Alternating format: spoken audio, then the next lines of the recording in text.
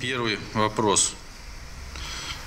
Вообще считаю один из таких, наверное, наиболее проблемных в сегодняшних условиях – это распространение на территории республики курительных смесей, содержащих вещества, обладающие психотропным наркотическим действием, ядовитые компоненты и так называемые легальные наркотики, в том числе аналоги наркотических средств и психоактивных веществ, маскируемые под товары бытового назначения или содержащиеся в них, а также о мерах по пресечению их распространения.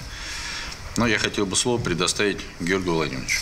Распространили по территории Российской Федерации, так было примерно 15 таких учреждений.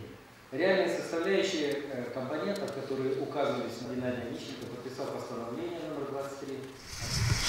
А может вообще каким-то образом организована государством и соответствующими структурами работа, чтобы мы играли на опережение, а не на то, что мы все время бьем по хвостам? Я понял. Сейчас если есть уже запрещенные эти препараты, как вы говорите, там во Франции, чего ждать, когда они у нас появятся? Почему сразу не принимать решение о запрете и на нашей территории? Вот в Европе это достаточно быстро происходит, поэтому там во Франции запретили, практически сразу там может и Голландия, Норвегия, Дания, а у нас это с запозданием идет месяц, два, три, иногда полгода.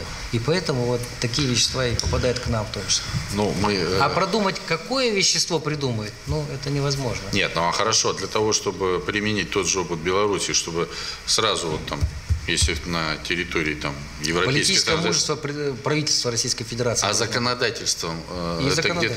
Ну, тогда я к чему опять веду? Мы можем выступить какой-то законодательной инициативой, как субъект? Я думаю, можем. Наверное, можем. И давайте вот посмотрим вместе с депутатами. Что, да. Конечно, делать такое. Тогда протокол тоже внесем, посмотреть возможность разработки законодательной инициативы.